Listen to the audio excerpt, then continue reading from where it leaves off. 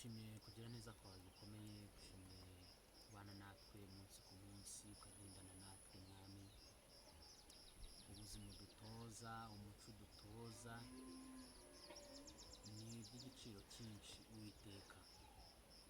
Ndagushimiye rero kugendana natwe kandi kubana natwe rwose. Aya manywa akambye tuyibukiramo ko waremye ikimurika kinini cyo kugira ngo gitandukanye amanywa n'ijoro, ndetse naho hari ikindi waharemeye ndetse kigaragaza iryo joro. Ariko tugushimiye ko aho hombi ugendana natwe uri Uwiteka. Uri Imana ihoraho, uri Imana idasaza, uri Imana itagira itangiriro ntigire n'aho ihereza, ahubwo uri Uwiteka nyine iteka. Uri Imana, turagushimiye muri uyu munsi, turagushimiye kuri aya manywa. Icyubahiro n'ikibi cyawe kuko uduhaye umwanya nanone wo kongera kuvuga imbere yawe. Utwemerere rero twuzuze ibikuzuye mwami. Ibyo ugira ngo uhembuze itorero biducemo, kandi uwo bizashikaho wese azumve kugira neza kwawe, ahembukira imbere yawe. Ndagushimiye ko ubanye natwe rero, ngaho ukomeze guhagarara natwe kandi ukomeze kutuba hafi cyane Uwiteka. Izina ryawe niryubahwe muri byose mu izina rya Yesu, amen. Amen. Reka nongere mbaramutse bene data bakundwa, bagenzi bagana Isiyoni, mbasuhuze kandi mbifurize kugubwa neza aho muri hirya no hino. Amahoro ya Kristo atanga abe muri mwe kandi agwiriye rwose. Imbabazi agira zitugwireho n'ubuntu bwe bukomeze kuba muri mwebwe. Iyo ni indamutso, ni intashyo Pawulo yatashyaga ab'itorero, nanjye nifuje kongera kuyibatashya rero.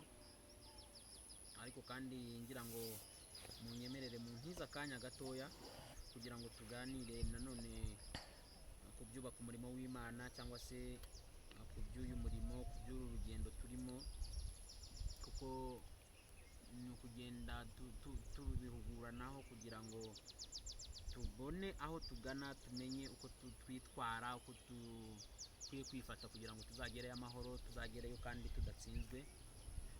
Kubera ko mu mihamagaro abantu bagiye bahamagarwa harimo ituma bagomba kuba bazatanga raporo bageze mu ijuru. Rero raporo umuntu azatanga izavana n'ibyo yakoze nyine mu isi, kuko hariho ibyo Imana yashyizeho ibipimo tugomba kugenderamo kugira ngo nibasaba raporo umuntu azasange ataratsinzwe, ahubwo azahagararane na Kristo imbere y'Imana adatsinzwe. Uyu munsi nongeye kwifuza ko twakongera kuvuga kuri Mose. Ushize twamuvuzeho ibintu yakwigisha umukristo muri rusange, mu buryo umukristo akwiye kwitwara mu rugendo. Hanyuma rero uyu munsi ndagira ngo noneho tuvugeho, ariko noneho icyo akwiye kutwigisha nk'abantu bari mu buyobozi bw'ibyiciro bitandukanye by'abakristo cyangwa se by'itorero ry'Imana. Kubera ko aho naho tujya tuhagira impungenge cyangwa se tukahagira ibibazo byo kwibaza, ariko ijambo ry'Imana icyo riberaho ni ukwigisha umuntu, rikamuhindura, rikamuhamagarira gutungana rwose. Rero bimwe muri byo harimo ingero bene data batubanjirije bagiye badusigira, nizo ngira ngo twongere kwibukiranyaho, twongere kuganiraho kugira ngo umuntu wese uri muri izo nshingano za kiyobozi amenye ko azihagararamo. Muri iyi minsi mu itorero rya ADEPR mu Rwanda bagiye bahindura uburyo bw'imiyoborere, ndetse n'abayobozi babo bari bariho. Abantu benshi bakabyibazaho, mbese kuki batagize gutya na gutya, mbese kuki bariya batabahaye n'aba.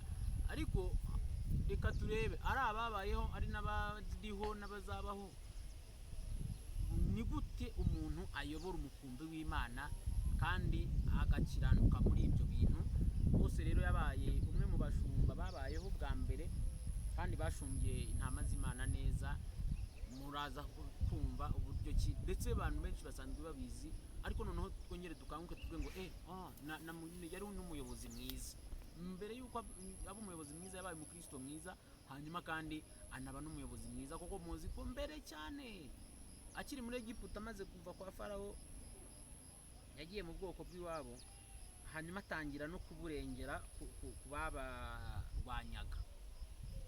Byagaragazaga ko yarakunze ubwoko bw'iwabo nk'umukristo wabo, ariko kandi na nyuma yaho agaruka nk'umushumba w'ubwo bwoko, aje kubuvana mu Egiputa kugira ngo azabugeze mu gihugu cy'isezerano. Kimwe mu bintu rero Mose dukwiye kumwigiraho gikomeye, kwiringira Imana kandi tukanayoborwa nayo. Umunsi wa mbere ahura n'Imana yaramubwiye ngo ndashaka kugutuma kandi ngagutuma kwa Farawo. Mose aravuga ateze mwokagira Imana mwe, ndabyumvise, ariko se nzavuga ko urinde wantumye? Bo baranzi nanjye ndabazi, turaziranye twarabaye, ariko se nzavuga ko ari inde noneho wantumye? Urumva ntabwo ari ngewe uzajyanayo message yanjye, nzavuga ko ari inde wantumye. Bana namubwira ngo uzabwire ngo ndiho yabantumyeho, Uwiteka niryo zina ryanjye. Ni byiza cyane. Hanyuma rero Mose arongera ati ariko buriya none se kubona ntameze gutya na gutya, ko ntazi se kuvuga, cyangwa se kubona ndi umushumba ndagiye intama, bimeze gute? Ariko Imana iramubwira ngo dore ibyo uzagenda witwaje ngibi. Kwiringira Imana bikuzanira imbaraga zisumbyeho izaba uyoboye. Kwiringira Imana ubundi byakaguhaye gukora ibiruta ibyo abo uyoboye bagira gute bakora. Kuko muri iyi minsi turibaza ngo ninde wasengera abarwayi, ninde ukwiye kuba nyambere mu gufasha abakene, ninde ukwiye kugira gutya na gutya. None ugasanga n'umushumba wo twita umushumba niwe ari mu bantu ba mbere ahubwo bakeneye ubufasha. Kubera iki? Kwiringira Imana muri we ntago bigize, no kuyoborwa nayo ntago byuzuye. Rero Mose we yayobowe n'Imana kugera no ku rwego inkoni ye izajya ihinduka inzoka, inkoni ye akayirambura hejuru y'amazi, amazi agatandukana mwana andi hariya. Inkoni ye yagiye ayikoresha agatuma Abisirayeli babona amazi mu gihe bari bayabuze. Rero icyo mvuga ni iki? Kwiringira Imana ukayiringira nk'Imana yakora ibintu bisumbye cyane ibyo abantu bakora.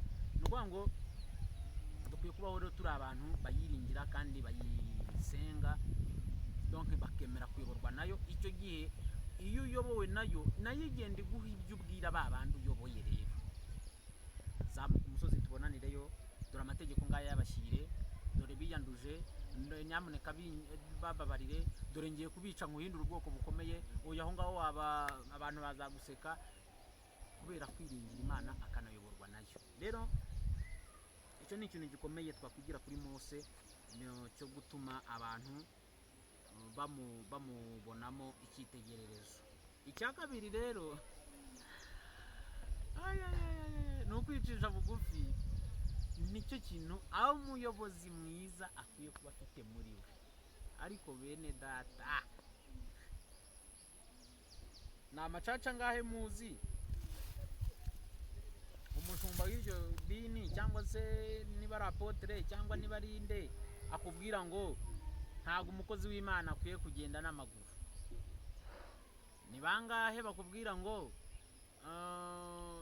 yango ntago ngo Imana ngo ikeneye ngo ibiceri, ngo ntimugatura ibiceri?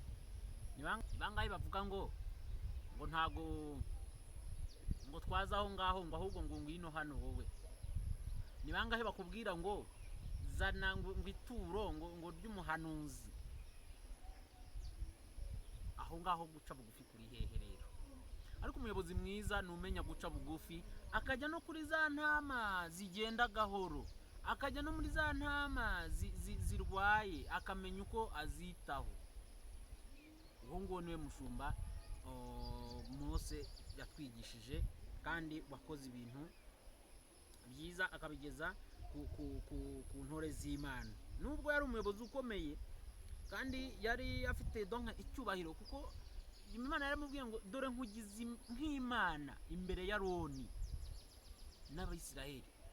None uwo muntu urumva yari asanzwe se yagombye ahubwo kuba ari hariya bakajya bagenda bamuhetse.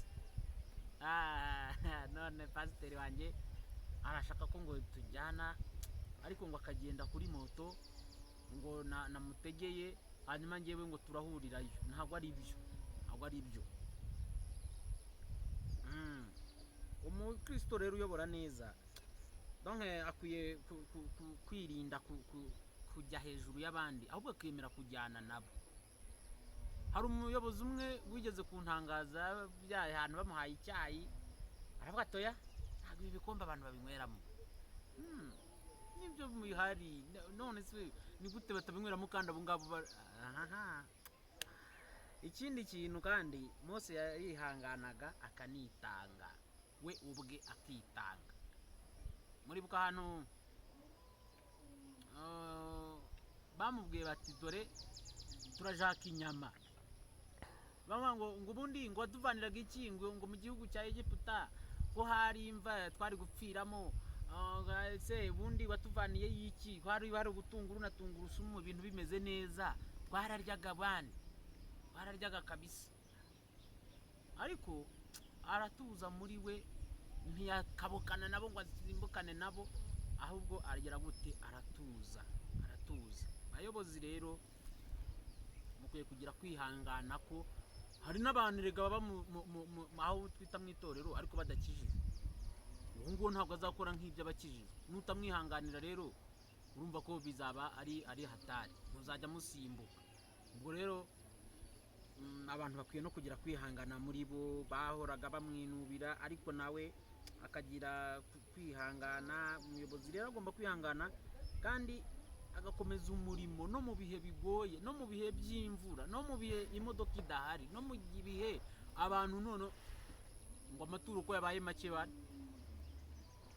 amaturo. Imana yadutumye intama, ntabwo yadutumye amaturo mushobora kuzayashaka noneho ukagenda ugapfa ntuyasange, Ubwo rero bantu rebe ngo iyi ntama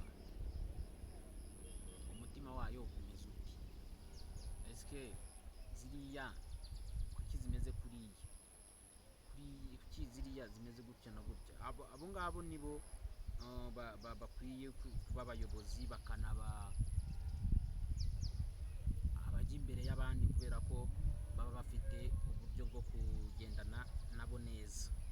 Ikindi kintu gikomeye, Mose yumvaga inama kandi akanazakira. Ijambo ry'Imana ribitwereka mu gihe Sebukwe yamusanze mu butayu Yetiro, aramubwira ngo utoranye abantu kuko bano bantu ni benshi, ntabwo wabashobora wenyine.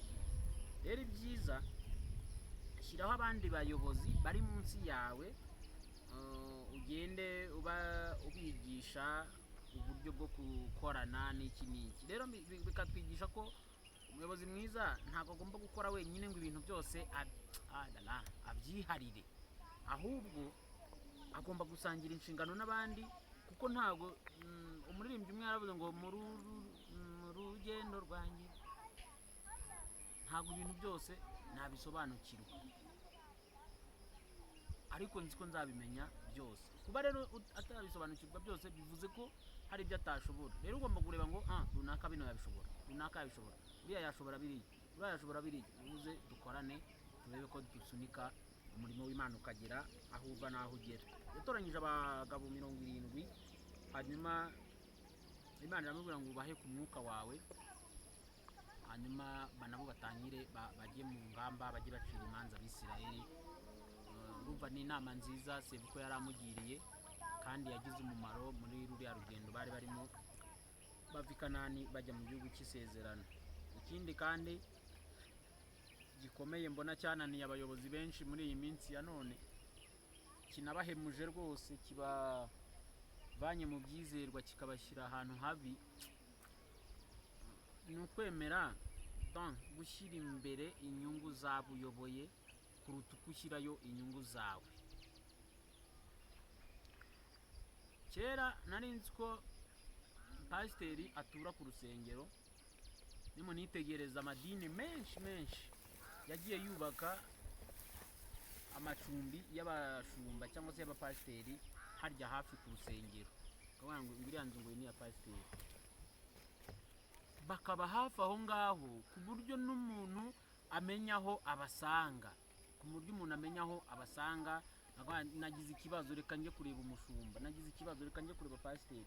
No mu nzu Salomo yubakiye Uwiteka hari harimo bene ibyo byumba by'abatambyi baguma aho ngaho bakagira n'amagerero yabo cyangwa se ibyo twakwita nk'ibibatunga, ku buryo banabaga hafi aho ngaho. Utakoze uyu munsi nawe akaba yatuma umwana ati genda ubabwire baguhe ibi n'ibi hanyuma uze duteke. Ibi rero birambabaza kubera ko usanga njyewe na pasiteri, njyewe na nobita mwarimu, njyewe n'undi muyobozi cyangwa nanjye mbaye umuyobozi, ariko ngo ndi n'umukozi wa leta ahantu runaka, ndi umuyobozi w'umurenge, ndi umuyobozi w'akagari, ndi mwarimu, ndi umuntu mu nzego izi n'izi, ndanacuruza. Noneho njye na za ntama rero dukubitaniye ku rusengero saa 9 tugiye gusenga. Ku cyumweru twese turimo turazamuka twirukanka tugiye gusenga, ariko twese nta n'umwe uheruka aho ngaho. None urambwira ngo wa muntu nzaba nyoboye iki, nzaba ngiye kwigisha iki, kandi nanjye nkwiye kwigishwa. Ubwo rero iki ni ikintu Mose yari afite cyo gushaka gushyira imbere inyungu z'Abisiraheli yari ayoboye kuruta uko ashyira inyungu ze imbere. Imana yamuporopoje ikintu gikomeye, aramubwira ngo aba ngaba reka tuvaneho umwanda, hanyuma wowe nzakugira ishyanga rikomeye mu cyimbo cy'aba ngaba kuko unyubaha. Ararireba aravuga ati mana aba ubarimburiye mu butayu, abantu bazavuga ko byakunaniye. Iri ni ikintu gikomeye kigaragaza ko ntabwo tuzayoba inzira. Yesu Kristo wayitangije arahari, azatugezayo amahoro. Ngo wibarimburira mu butayu, abantu batazaguseka bakavuga ngo yarayinaniye ijya kubicira mu butayu, n'Imana y'ingome. Reka dukomeze dusunike abazagerayo nta kibazo, abatazagerayo ariko ntibizitirirwe Uwiteka Imana. Ishyanga ryarakomeje rigera mu gihugu cy'isezerano. Ariko yaba ari umupasiteri nkanjye cyangwa ataho, Imana iradukunda mw'abantu, mwikoze ikintu gikomeye, ingize ishyanga rikomeye, abandi mwese murapfuye nyine nta kundi. Ntabwo ari ibyo bene data, ntabwo ari ibyo. Ahubwo dukwiye gushyira imbere inyungu z'abandi, donc tugakunda abagenzi bacu nk'uko twikunda. Ni nawo muhamagaro Kristo atuyuhamagarira. Mose yari afite ikintu cyo kuba intangarugero kuko abandi bagira, ari intangarugero mu kwizera Imana ndetse no mu kuyumvira. Abakristo rero bagomba no kugaragaza imyitwarire myiza, ku buryo niba ari umuyobozi abandi bagira icyo bamwigiraho. Nawe se ndi umushumba ariko ndanakorakora mu jipo z'abandi, n'amabere y'abandi, ndi umushumba ndariganya. Hari umushumba ni umushumba ariko ariba, araguza ntiyishyure, arayikopesha ntiyishyure. Nta gitangaza kirimo kwikopesha, n'ibisanzwe, ariko arariganya, arabeshya. N'ibi ndaje mu kanya mwohereza amafaranga, dore telefone ndayicaginga. Ubu ntabwo ari umushumba mwiza. Ni umushumba ariko icyaka kingera hejuru y'umusatsi, ntabwo ari ibyo. Mose yari afite ukuntu aba intangarugero mu kwizera Imana no mu kuyumvira, bigatuma rero aba umuyobozi mwiza twari dukwiye gufatiraho icyitegererezo. Hanyuma akagira n'ikindi kintu cyo gukemura amakimbirane n'ibibazo mu mucyo n'ubutabera. Icyo nacyo ni ikintu abantu bakwiye kwigira kuri Mose, kandi akababera icyitegererezo nk'umuntu wizera kandi akumvira Imana. Hanyuma abandi natwe tukamenya niba umuntu akwiye ikintu aragikwiriye. Ariko muri iyi minsi byaratunaniye ku buryo dusigaye tujya gukemuza amakimbirane cyangwa se ibibazo byavutse no mu itorero tukayajyana hanze. Mu gihe kera itorero ahubwo ryazaga riganwa n'abantu ngo mudufashe mudukemurire ikibazo. Na Salomo yabaye umuyobozi mwiza kuri iki ngiki. Muribuka abadamu babiri bamushyira umwana bati dore uwanjye ni muzima, uyu yapfuye ariko aravuga ko we ari we muzima, none muducire urubanza. Salomo abwira abantu bati mubangutse inkota hano nkwereke, hanyuramo kabiri bureza twari igice muri gice bavana urusaku aho ngaho. Ariko nyina w'umwana aravuga ati umwana nabeho, nakura azamenya amaraso yanjye, amenye ko ari njye nyina. Bituma Salomo ahita amenya ngo nyina w'umwana nguyu. Rero natwe nk'abakristo dukwiye guca imanza zitabera, kuko itorero ribereyeho kuzana amahoro mu isi, ribereyeho kuzana ituze ndetse n'ibyishimo mu isi n'umunezero. Igihe rero cyose ndi umuyobozi ariko nkayobora mpengekera hano muri bene wacu, mpengekera hano muri twebwe twize, mureba intama ziri mu matorero ukuntu zibayeho, murebe intama ziri ku gasozi ukuntu zibayeho. Mwene data mwigeze kwigisha ngo umukumbi w'Imana unyagiriwe ku misozi, nyagiriwe ku misozi kubera ko abantu barakena, abantu bararwara, abantu bakaremba, abantu bakabura imibereho kubera ko badafite kiyobora gikwiriye. Imana idutabare kandi tugire neza. Ndagira ngo dusoreze hano, ariko umuntu wese yite ku muhamagaro. Niba uyoboye, dore ngaya amasomo bene data badusigiye dukwiye kubigiraho. Imana iduhane umugisha mu izina rya Yesu Kristo, kandi mukomeze kugira ibihe byiza. Imana turagushimiye, ijambo ryawe ni ryiza, ibyo tuyoboramo ni byiza cyane, uburyo dukunda, uburyo utwigisha, turagushimiye Mana. Izi nyigisho, izi mpuguro tuganiriye na bene data, uzishyire Mana yo mu ijuru ku rwego ushaka ko ziduhemburaho, bityo twebwe twese dukomeze kugwiza imirimo myiza tuzahemberwa umunsi tuzagera i Siyoni. Ndagushimiye, wite ku ntama zibuze kirengera, wite ku ntama Mwami zibuze abayobozi ku mihanda cyangwa no mu misozi, wite ku ntama Mwami Imana ziri muri iyi si zigutakira ku manywa na nijoro. Turifuza kongera kukubona bundi bushya. Imana ihimbazwe kuko itibagirwa umurimo wayo kandi itibagirwa isezerano yasezeranye n'abantu. Ndagushimiye cyane mu izina rya Yesu.